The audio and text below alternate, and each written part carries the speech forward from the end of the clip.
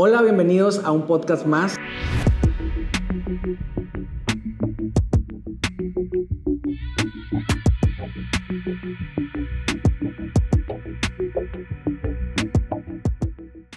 Bienvenidos a un episodio más de mi podcast sobre el agua. Un capítulo bien interesante porque tenemos un invitadazo que se llama Arturo Fernández, licenciado en Economía, Mercadotecnia y Finanzas. Estudió en la Universidad de Arizona. Es una persona que admiro mucho. Tiene un movimiento, una organización bien interesante que se llama Sonora Global. Ahorita vamos a platicar un poquito más a fondo de este proyecto. Y pues es muy conocido aquí en el norte porque tiene un negocio familiar como Molino La Fama. Tienen automotrices, invernaderos, negocios financieros y bienes raíces. Entonces, tienen un corporativo muy interesante. Y lo que vamos a preguntarle hoy, yo creo que te va a servir a ti porque es un empresario de cuna, o sea, literal. Bienvenido, Arturo, ¿cómo estás? Muy bien, muchas gracias por la invitación, Alan. Y felicidades por este nuevo proyecto.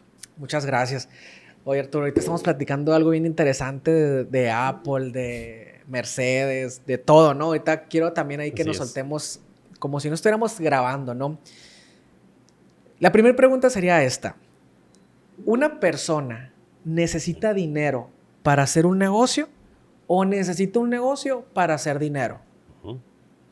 Yo creo que las dos cosas, ¿no? Es como el huevo y la gallina.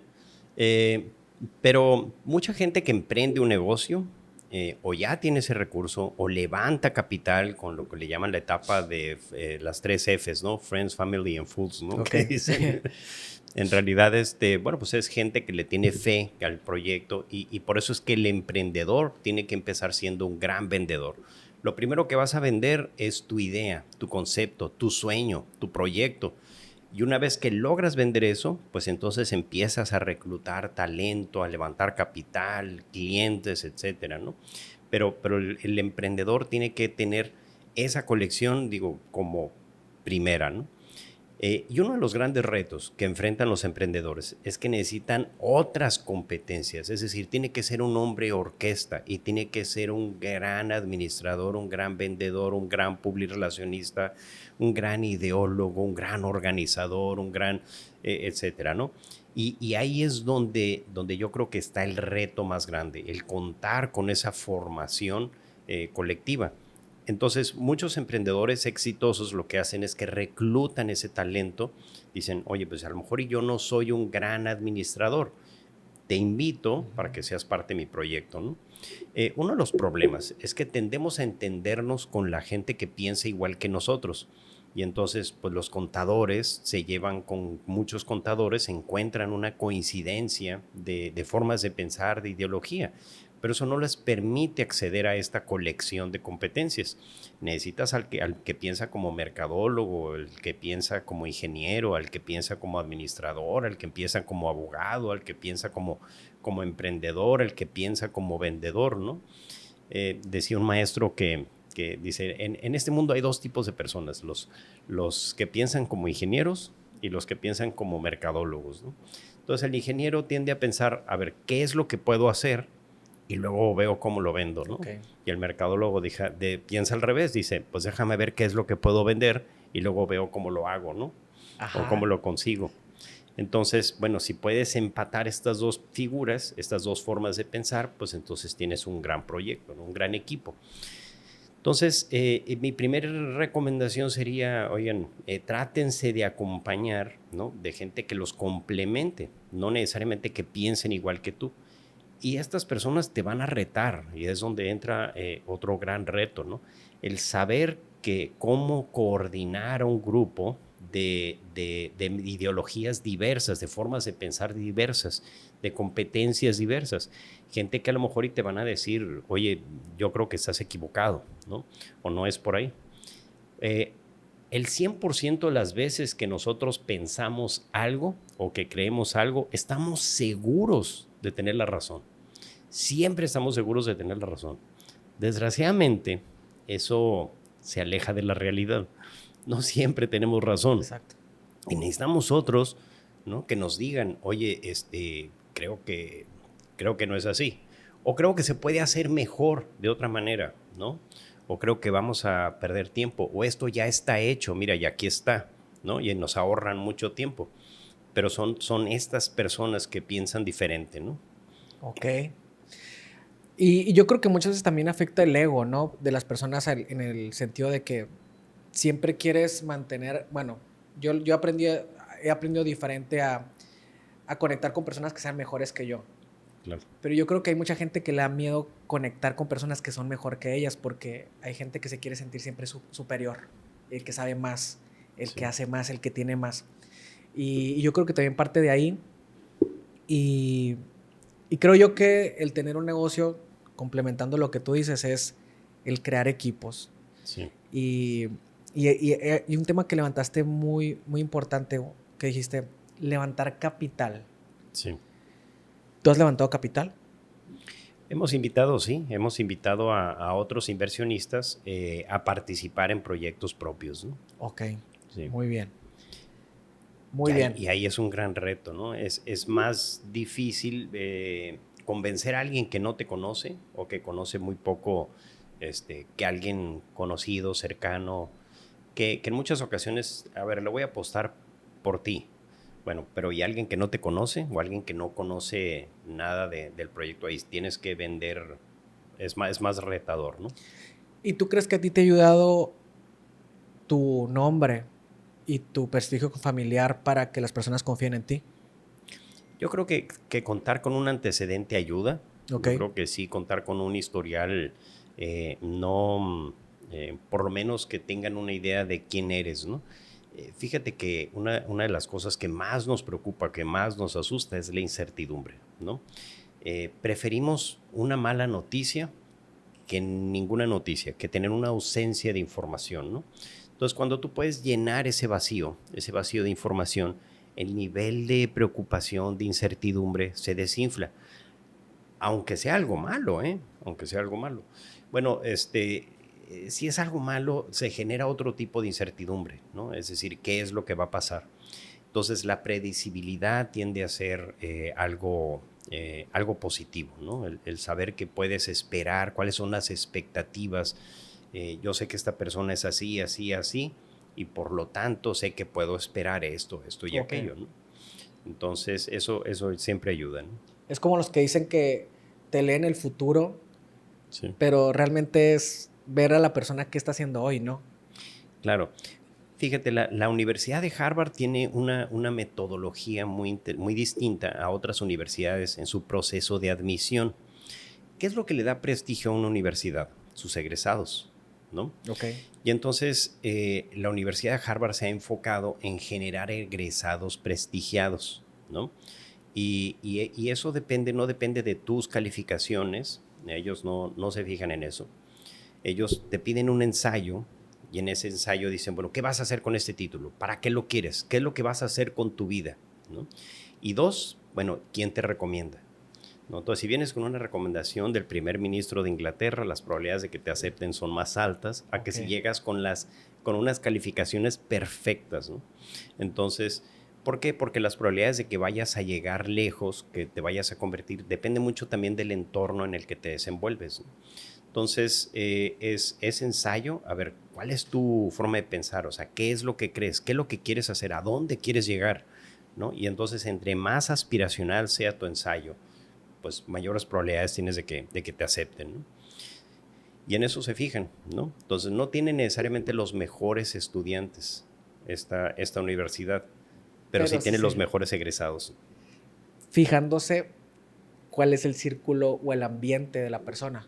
Exacto, o sea, el entorno también tiene mucho que ver, ¿no? Y es un tema de probabilidades, digo, puede que termine muy mal, pero le apuestan a que las probabilidades de que vaya a llegar lejos, pues también dependen de su entorno, ¿no? Hablando un poco de tu entorno, eh, sabemos que su abuelo fue el que inició todo este legado, ¿no? Por eso Sí, estamos aquí. O sea, ¿cómo inició su abuelo sí. en los negocios?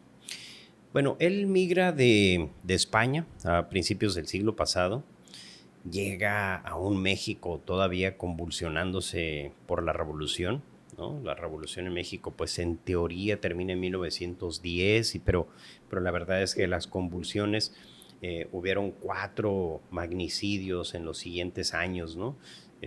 Zapata, Obregón, Villa, Carranza, murieron en esos años, ¿no? Y entonces era un país donde todavía andaba la gente con las cintillas estas de De balas balas. todavía se veían ese tipo de cosas, ¿no? Entonces llega en ese periodo, empieza trabajando con unos parientes que tenían aquí una velería, la velería La Fama, que todavía estaba por ahí, a la vuelta precisamente del Molino La Fama, está ahí cerca, y empieza trabajando con ellos en la administración.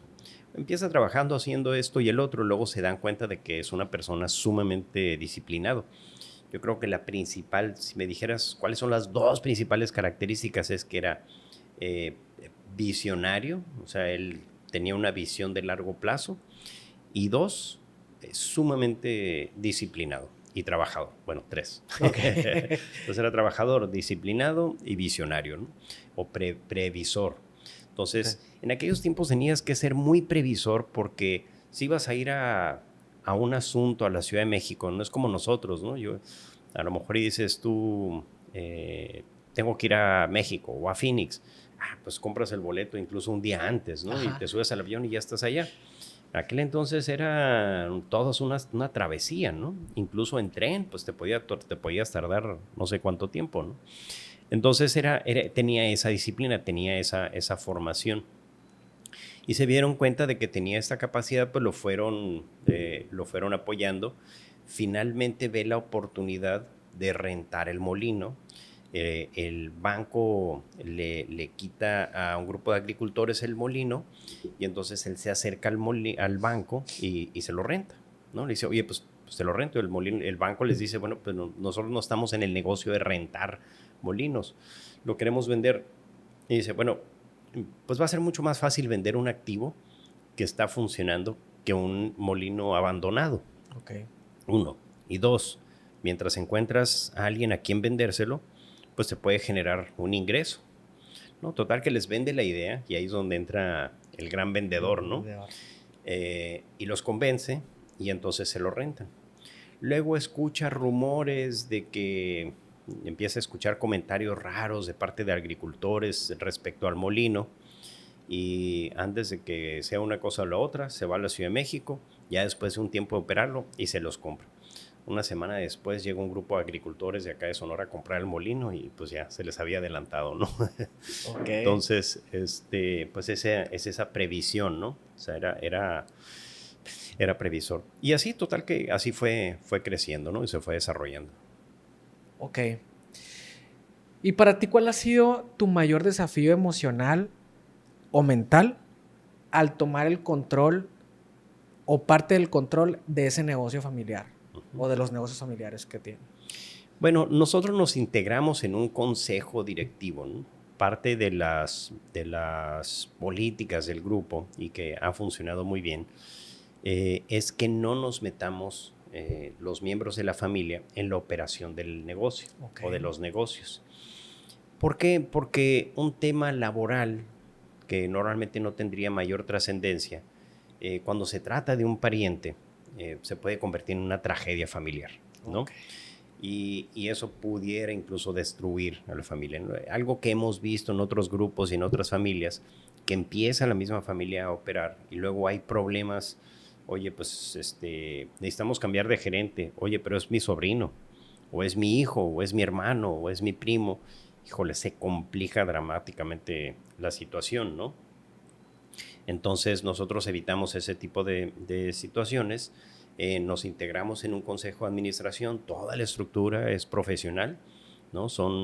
Es personal contratado, que también los vemos como parte de una familia, ¿no? Pero de esa manera evitamos todos esos problemas, ¿no?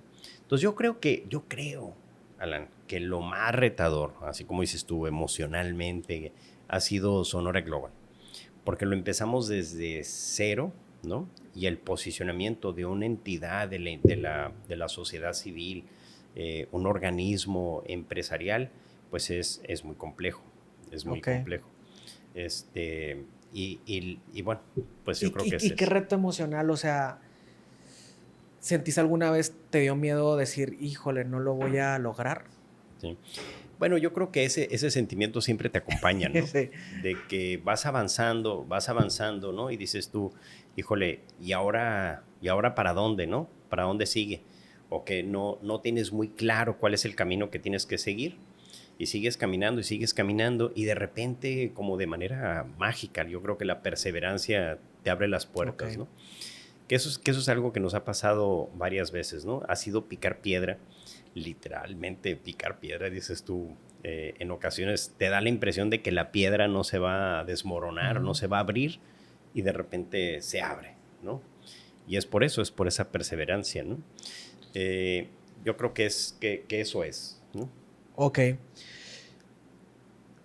¿Alguna vez o cómo responderías tú las críticas de las personas que dicen que un empresario, que es más fácil, que es más difícil iniciar un negocio desde cero a un negocio familiar?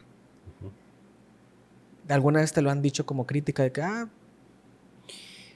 Y yo estoy totalmente de acuerdo, ¿eh? ok, Es decir, sí es mucho más retador empezar un negocio desde nada, de cero.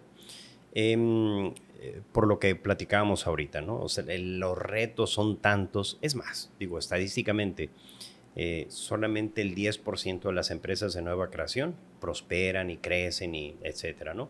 Incluso, bueno, de todo el universo de empresas de nueva creación, hay unas que se acaban al año, a los meses, hay ok. unos que no salen del escritorio, hay otras que no. Y hay otras que sí llegan a crecer y pero se quedan en una etapa, ¿no? No sé si han visto eso, se estancan. Ujú.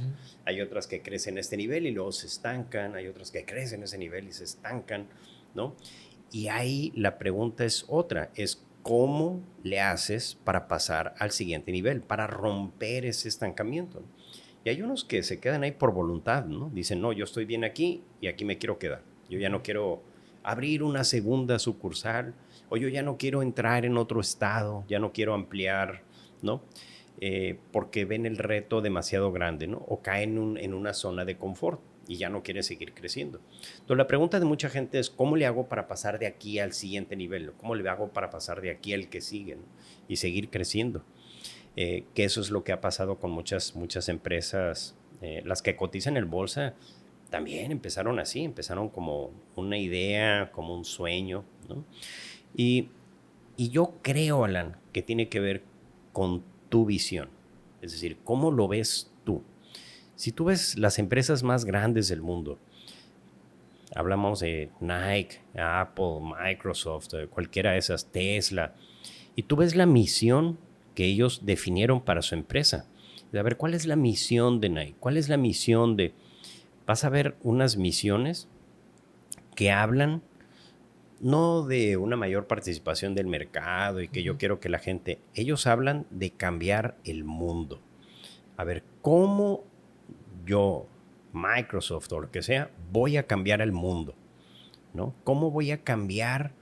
O sea, es una visión, dices tú, bueno, ¿de qué tamaño es tu visión? Es del tamaño del mundo. O sea, entre más grande sea tu visión, mayor es tu aspiración y mayor es tu proyecto, ¿no? Entonces, yo creo que eso tiene mucho que ver, ¿no?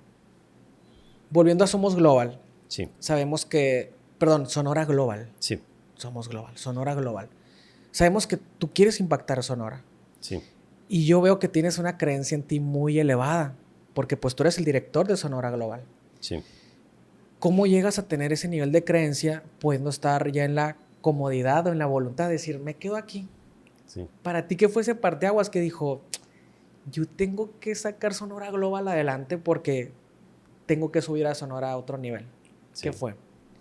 Yo creo que, bueno, por un lado, mira, en una conversación con un grupo de políticos, yo les decía que existen dos tipos de lealtades. Existe la lealtad a la gente, es decir, no, pues yo soy leal, le soy leal a esta persona, aquella, y existe la lealtad a las causas. Entonces, la mía es una lealtad a una causa. Me dicen, oye, ¿por qué Coparmex? ¿Por qué anduve ahí en una aventura electoral por ahí en algún momento? Oh, sí. ¿Por qué Sonora Global? Todos tienen el mismo objetivo, todos tienen la misma causa, y es el desarrollo del Estado, el desarrollo del país, ¿no? De hecho, en nuestras juntas, bueno, cuando terminamos, no siempre, pero a veces les digo, bueno, pues vamos a trabajar, que este país no se va a salvar solo, ¿no? Ok, ok. Pues bueno, pues manos a la obra, ¿no? Mira, empezamos nosotros trazando una serie de cosas, decimos, bueno, ¿qué es lo que podemos hacer que realmente impacte, que realmente nos lleve a un mayor desarrollo económico, ¿no? Y al principio decimos, bueno, sin ser gobierno, sin tener los recursos ni los alcances, ¿no? Decíamos, bueno, y empezamos trazando, identificando 5 cosas, y luego 10, y luego 15, y luego 20.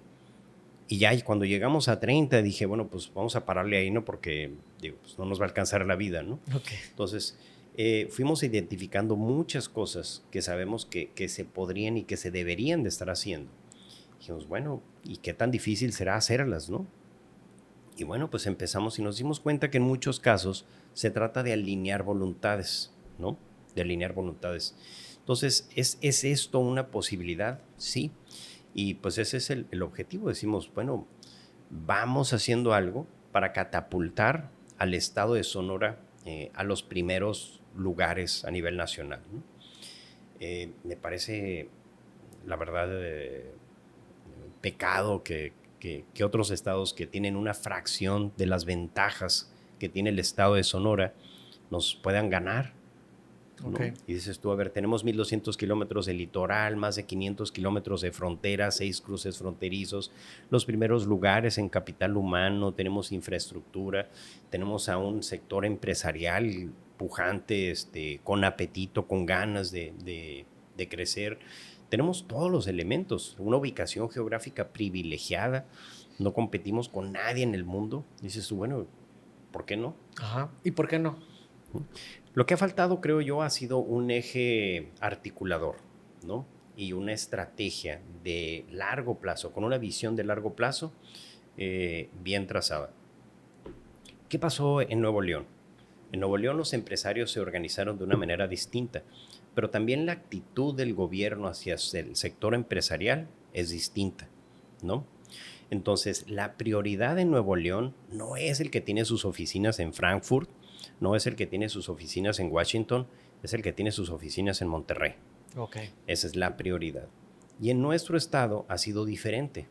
Ha sido el que tiene sus oficinas en otra parte, ¿no? Entonces, necesitamos apoyar, fortalecer, invertir ese orden de prioridades. La prioridad número 1 debe de ser el empresariado local. El empresario local es el que se preocupa por la cadena de suministro, Claro. contrata gente local, desarrolla proveedores localmente, sus utilidades las reinvierte localmente. Un día tienes un molino, mañana tienes una agencia, pasado mañana tienes el que tiene sus oficinas en Frankfurt, hoy está aquí, mañana cierra sus operaciones aquí, se va a Brasil.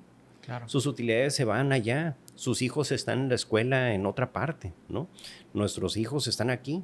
Nosotros vamos a los tacos, bueno, sin decir nombres, pero vamos a los tacos aquí locales, No, tus dilos, tacos dilos. favoritos, los tacos Armando. Oh, Pues. están bien ricos.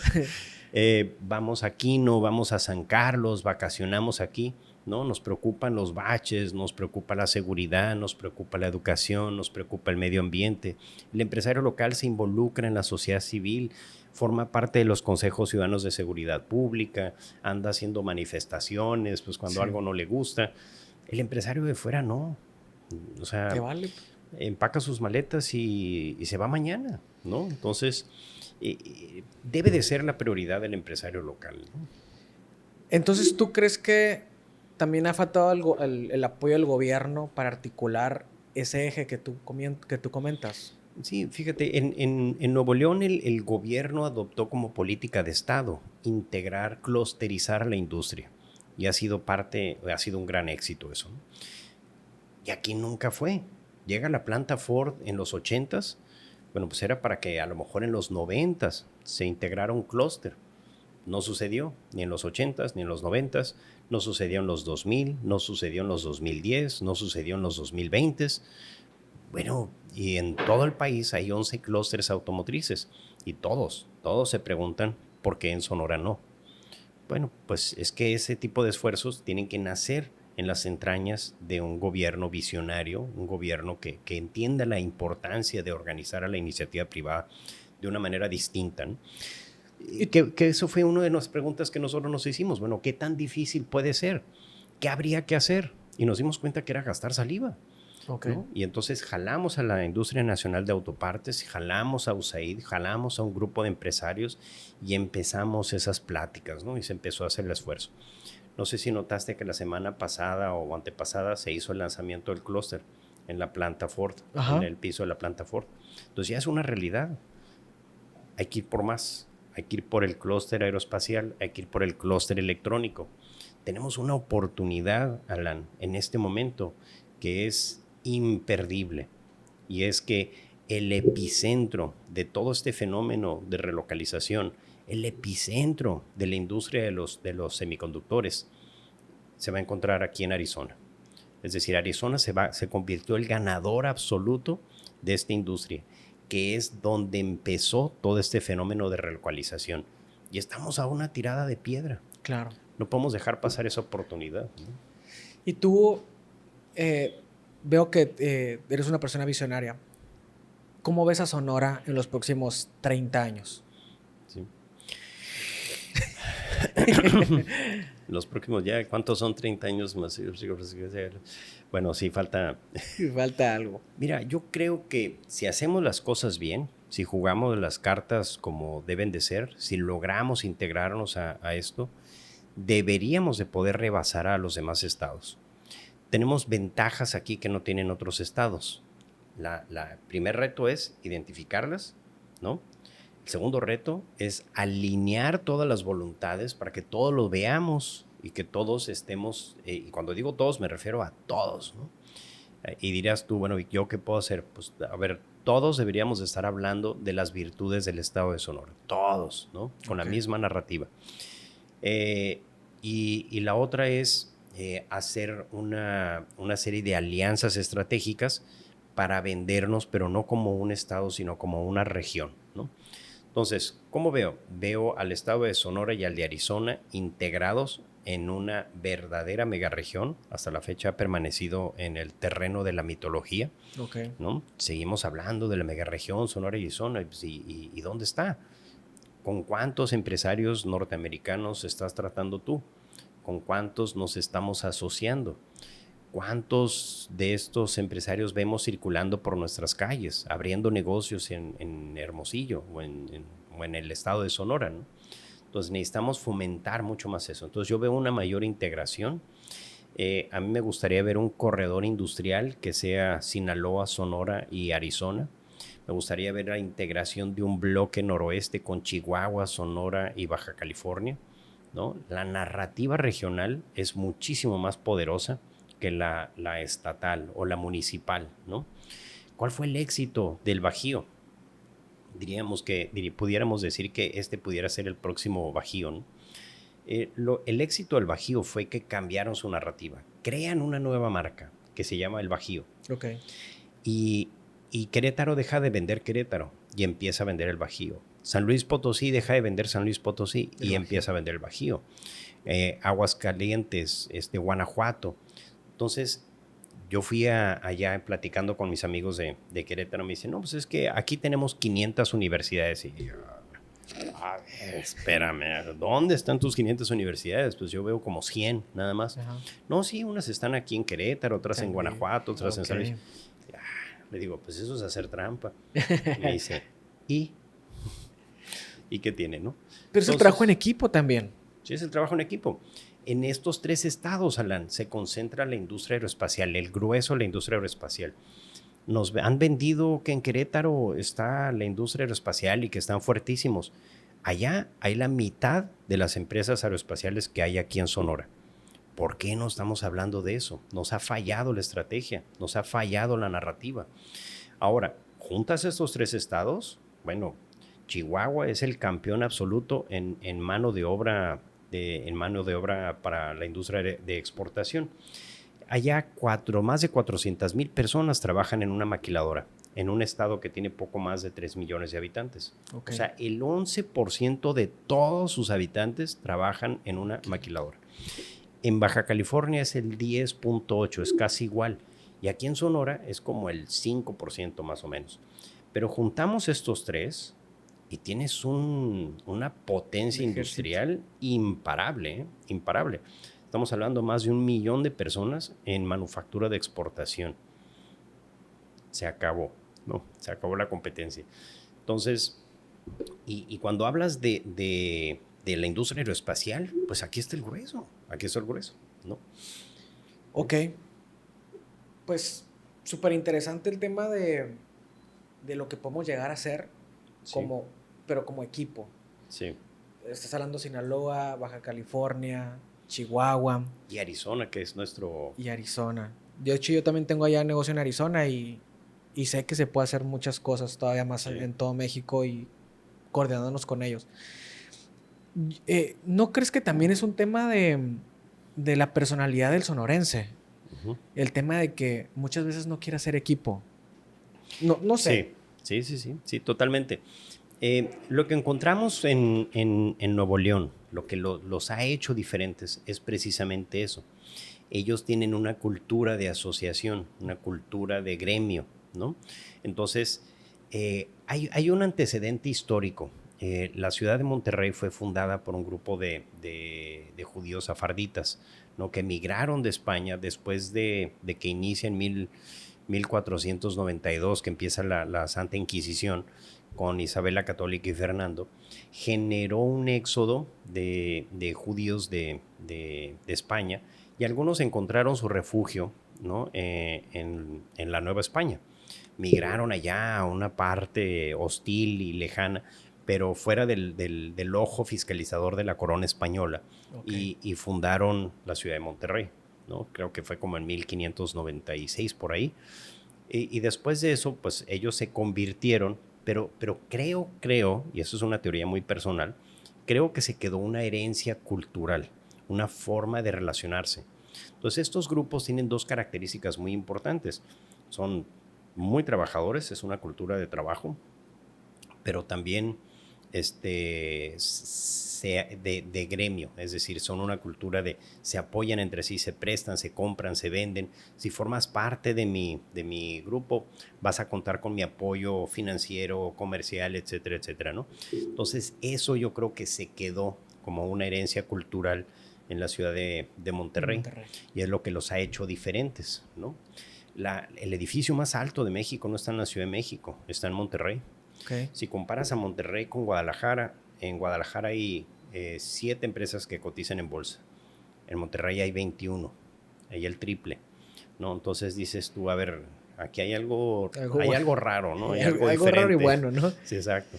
Entonces, eso los ha llevado, y aquí no tenemos eso. Ahora, ¿cómo provocamos ese comportamiento de manera artificial? Mi primer propuesta fue, pues, hagámonos judíos todos, ¿no? Pero no tuvo mucha aceptación, ¿no?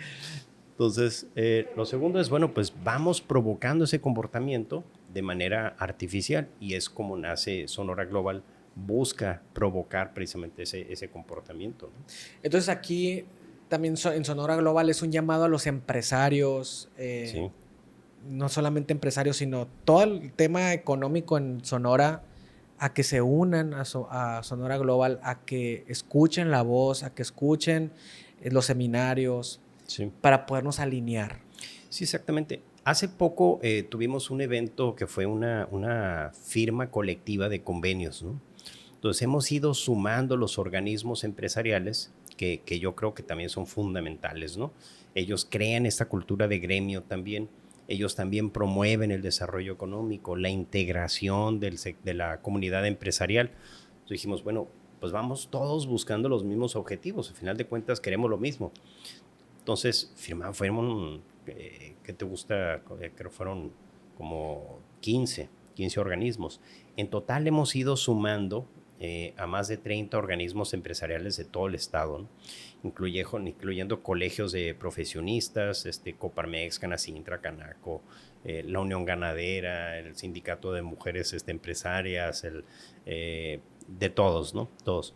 Decimos, a ver, ¿cómo te ayudo? ¿No? Porque también eso es importante, que estén fortalecidos los organismos empresariales. Ahora dentro de poco vamos a tener un evento que es el Conecta Empresarial, Sonora Global Conecta.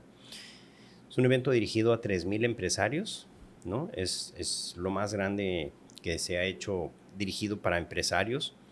Y ahí van a participar todos estos. La Canacintra va a tener ahí su encuentro de negocios. La Unión Ganadera está aportando la sede, ¿no? Va a ser ahí en las instalaciones de la Unión Ganadera.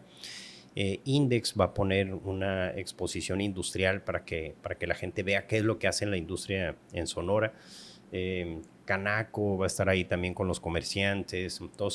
Todos estamos participando en hacer cosas colectivas. De esa manera yo creo que vamos a ir logrando ser ese pegamento, ¿no? Ir alineando todas estas voluntades, ¿no? Ok. Pues súper, súper interesante el tema de Sonora.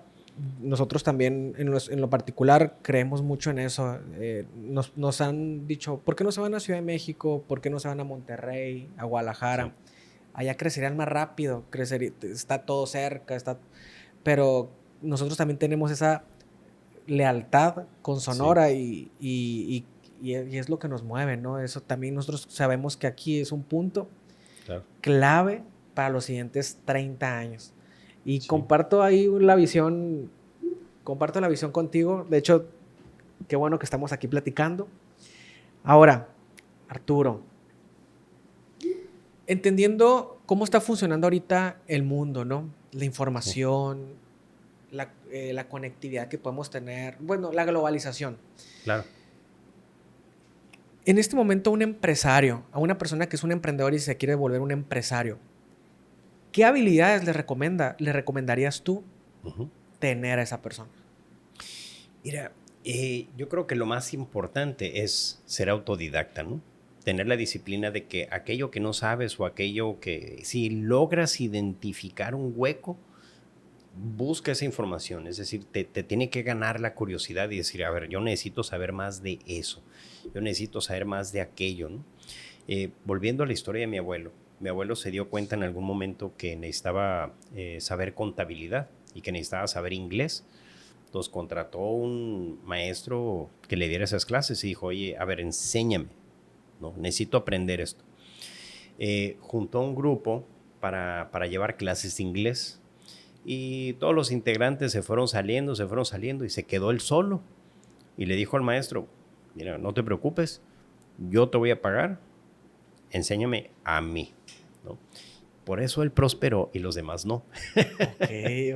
Los demás que se salieron, ¿no? Entonces, porque él tenía esa disciplina, pues, ¿no? También. Entonces, yo creo que eso es algo de lo más importante. Pero hay otra cosa que también es de suma importancia y es lo que le llaman las mejores prácticas, ¿no? Cuando tú ves a alguien jugar un deporte, no sé si practicas algún deporte. Ahorita ciclismo.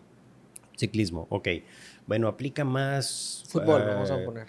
Bueno, cuando juegas fútbol, cuando juegas tenis, tú ves a los que van empezando y tú ves diferentes, así una amplia gama de estilos, ¿no?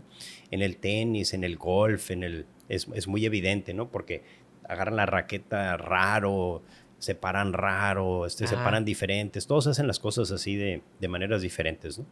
Conforme vas viendo los que se van profesionalizando, que van mejorando, vas viendo una convergencia a un solo estilo, ¿no?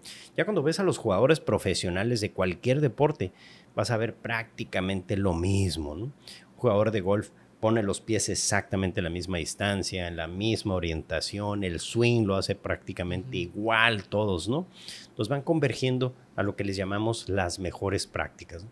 Entonces hay prácticas, hay buenas prácticas, hay malas prácticas, hay mejores prácticas y finalmente están las mejores prácticas corporativas, ¿no? Y ahí es donde están los campeones, ¿no? Los ganadores, los que cotizan en bolsa, las grandes empresas, todas hacen cosas en común. Entonces, ¿qué debería hacer el emprendedor? Ver, oye, ¿qué es lo que hacen estos cuates? No, pues que tienen un organigrama claramente definido. Ok, yo debería tener un organigrama claramente definido.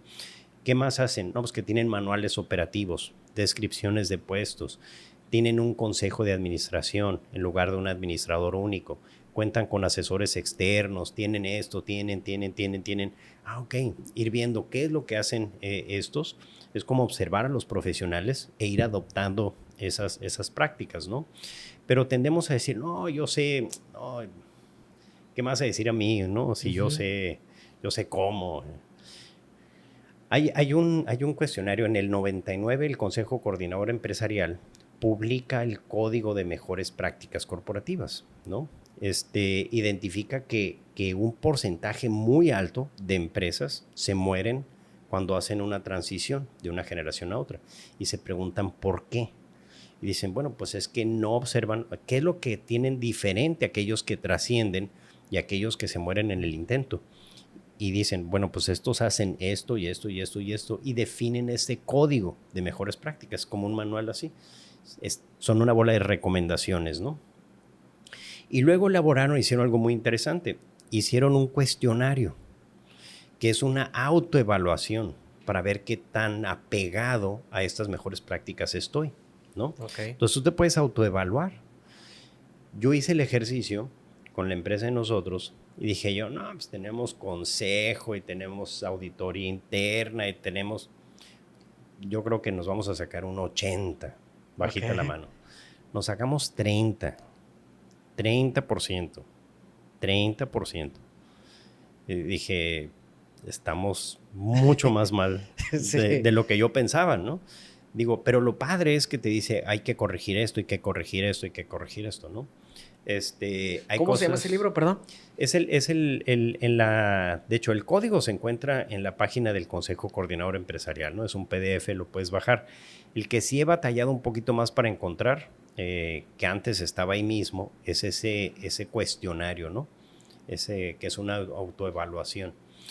Hay cosas muy fáciles de solventar y hay otras que son muy complicadas, son muy difíciles. Hay cosas, por ejemplo, no, pues que recibes los reportes financieros con 10 días de anticipación antes de la junta, por ejemplo, ¿no? Bueno, me los mandan un día antes. Oye, me lo podrían mandar, ¿no? Cosas de ese tipo, ¿no? Son fáciles de solventar. Otras cosas no tanto, ¿no? Pero mi recomendación para un emprendedor es ve implementando esas mejores prácticas. Evalúa tu empresa, evalúate tú mismo con frecuencia y ve identificando qué puedes mejorar, ¿no? E ir trabajando paulatinamente para eso. Ok, muy bien. O sea, de verdad que del Consejo del Coordinador Empresarial se me hace bien interesante. Sí. Lo voy a buscar, sí. Lo voy a leer y también lo voy a compartir. Es bien importante, creo yo, que la autoevaluación, y yo creo que muchas veces pasa que no se hace porque el empresario o el emprendedor no quiere saber que está mal. No, claro. Prefieres mejor cerrar los ojos y a ver cómo marcha la empresa. Y por eso yo creo que muchas empresas se caen en el camino. Sí. Ahora voy a aprovechar para hacerte dos anuncios. Sí, échalos. Precisamente con ese tema, yo he platicado con el que se llama Instituto Mexicano de Mejores Prácticas Corporativas, que está en Guadalajara. Y en esa... Y lo que he platicado con ellos, les digo, oye, aparte de este código, debería haber uno que sea mejores prácticas en emprendimiento, ¿no? Es decir, para un emprendedor, o sea, ¿cuáles son las mejores prácticas? Porque estas van dirigidas a, dice, mejores prácticas corporativas, ¿no? Ok, bueno, ¿cuáles serían las mejores prácticas en emprendimiento, ¿no? Que pudiera tomar un emprendedor y decir, pues este es un manual, ¿qué es lo que debo hacer? ¿Qué es lo que no debo de hacer, ¿no? Y fíjate que sería muy, muy interesante algo que le pudiera permitir a un emprendedor saber cuándo está listo. A ver, ¿ya estoy listo? A ver, ¿ya dominas este tema? Todavía no. Ok, todavía no está listo. Okay, ¿no? Me ha tocado participar en muchas reuniones que van emprendedores y se habla del entusiasmo, del arrojo, de la valentía, de que tú éntrale, no te dejes, tú aviéntate, ¿no? Como, y yo veo así, siento como que se van a tirar al despeñadero, pues, ¿no? Sí. Y me dan ganas de ir y tomar el micrófono y decir, no, espérense. Sí. No es así. Digo, no es suficiente. La valentía no es suficiente. Exacto. No, es la valentía, la inteligencia y la disciplina. Hay un sabio proverbio chino que dice, la disciplina, tarde que temprano, vencerá a la Exactamente. inteligencia. Ujú. Entonces es mucho más importante ser disciplinado, ser ordenado, que ser inteligente, ¿no? Irónicamente, ¿no? Pero sí, eso es fundamental. Bueno, y el otro anuncio es que tenemos una alianza con una organización del estado de Arizona. Firmamos un convenio de colaboración. Es la segunda, no, la tercera organización de nuestro vecino estado de Arizona que firmamos, y es con una organización que se llama Startup America, Ok. ¿no? Y es una organización que se especializa precisamente en temas de emprendimiento y de apoyar emprendedores, y queremos empezar a hacer eventos aquí en Hermosillo con esa organización, ¿no? A ellos les interesa muchísimo que se detone el emprendimiento aquí en nuestro estado, ¿no? Y eso es lo que vamos a empujar junto con ellos, ¿no? Te decía que es el tercer convenio porque tenemos otro convenio con una organización como la nuestra, pero del sur de Arizona, que se llama Sun Corridor. Sun Corridor es una organización de empresarios orientada también al desarrollo económico, ¿no? Entonces, muy interesante porque están en Arizona. Y la tercera es los de desarrollo económico de la ciudad de Tucson, ¿no? Ellos forman parte del organismo de Sonora Global, ¿no? Es parte de la membresía. Y también vamos a empezar a estamos cocinando ahorita un seminario para empresarios sonorenses que estén pensando en hacer negocios binacionales, ¿no? Es decir, ¿cómo le hago yo para hacer cosas allá de aquel lado, ¿no?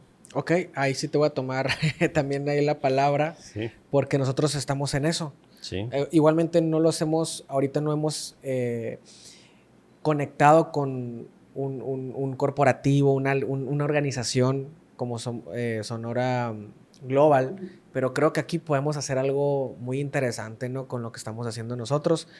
¿Cómo se llama el otro el otra organización? Bueno, una es Startup America, Sí. la otra es Sun Corridor, así como Corredor del Sol, Ajá. y el otro pues es Visit Tucson, que vendría siendo, Ah, ok. que depende de desarrollo económico de la ciudad de Tucson.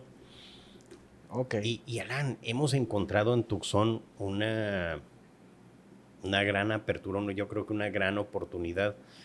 Phoenix es un astro muy brillante y tendemos a ver a Tucson como así como la luna, ¿no? El satélite. Pero déjame decirte que la Tucson es una economía de 50,000 millones de dólares. Ok. Todo el estado de Sonora, estamos hablando de entre 37 y 39. Esa- Es decir, la economía de la ciudad de Tucson es más grande que la de todo el estado de Sonora. Sonora. ¿Ok? Primer punto. Segundo punto, ¿por qué no lo vemos? Porque tiene enseguida un astro gigante, que es Phoenix, que brilla con una intensidad 5 veces mayor, ¿no? Es decir, Phoenix es una economía grandísima. Todos los reflectores están puestos allá. Pero Tucson necesita a un aliado estratégico, que ahí es donde entramos nosotros, ¿no? Y para poderse defender, por así decirlo, poderse catapultar, ¿no? Para poder competir. Entonces nosotros somos ese aliado estratégico. La vista de Phoenix está puesta en el resto del mundo. La vista de Tucson está puesta en Sonora, ¿no? Entonces Ok. ahí yo creo que hay una gran oportunidad, ¿no? Y ya para terminar, ¿qué métodos utilizas para medir el éxito y el progreso de un negocio o Sí, de Sonora Global? sí. Mira, yo creo que uno muy importante es el crecimiento, ¿no? Es decir, hablamos de rentabilidad y de, bueno, muy bien, pero, pero yo creo que es el crecimiento, es decir, cuánto, yo creo que es lo más importante, cuánto estás creciendo y tener un crecimiento constante y consistente, ¿no? Eso yo creo que es un éxito, una medida de éxito. La otra también es la permanencia. Digo, si hablamos de un caso específico como Sonora Global, yo creo que es la permanencia de su membresía. Es decir, ¿cuántos de los empresarios que se integraron y que formaban parte de Sonora Global encontraron en Sonora Global lo que ellos buscaban, ¿no? Y esos son los que permanecen. Si no logramos tener una tasa muy alta, entonces pues algo anda mal, ¿no? Algo estamos haciendo mal. Pero buscamos a empresarios, te va a sonar raro, pero buscamos empresarios frustrados. Ok. que comparten esta frustración de ver que Sonora pues no ha tenido el desarrollo o que cosas están sucediendo en otras partes del país y no están sucediendo aquí, ¿no? Eso tenemos y sabemos que tenemos todo para ser el mejor estado del país, pero pues hay que hacerlo, ¿no? Tenemos una frase en Sonora Global y pues es un mensaje, una reflexión que normalmente compartimos, y es que el desarrollo económico no es algo que sucede, es algo que entre todos, juntos, provocamos. Ok, es algo intencional. Exacto. Muy bien. Pues la verdad, muchas gracias, Arturo, por tu participación. De verdad que he aprendido mucho con tu espacio. Y ya para terminar, este podcast se llama Sobre el Agua. Sí. Porque, bueno, en lo particular, soy creyente, yo creo en Dios y creo en lo que viene en la Biblia. Y hay un tema en la Biblia cuando están en una barca y hay una tempestad y los discípulos pues se iban a caer, ¿no? ¿Cómo están? En eso llega Jesús caminando sobre el agua y todos, ¿quién es ese hombre que está por allá? Y ya se cuenta que es Jesús, y Jesús le dice a Pedro, ven, camina. Y Pedro da el paso sobre el agua y logra caminar sobre el agua con fe, con creencia. Entonces, este podcast se llama Sobre el Agua por eso, porque sé que como empresario y como dueño de negocio hay un momento en la vida en el que tuviste que dar ese paso. Sí. Y para terminar, sí me gustaría saber cuál es ese paso que tú estás dando hoy para hacer toda esa visión que tú tienes como sonorense. Bueno, pues iniciar con este proyecto yo creo que fue precisamente ese paso, ¿no? Y todos los días estás dando así el siguiente paso pensando que a lo mejor y se te va a hundir el pie, ¿no? Y luego te das cuenta de que flota, ¿no? Entonces así como que renuevas esa fe, ¿no? Pero sí ha sido paso tras paso, reto tras reto, y hay ocasiones en las que te da la impresión de que no estás avanzando, ¿no? Que estás estancado y de repente volteas a tu alrededor y te das cuenta de que sí, ¿no? Es decir, todo el paisaje se recorrió, entonces tú debo haber avanzado, ¿no? Okay. Y sigues caminando, ¿no? Entonces, yo creo que eso es, ¿no? Eso es. Muy bien. Muchas gracias, Arturo. No, muchísimas gracias. Nos vemos en el siguiente episodio.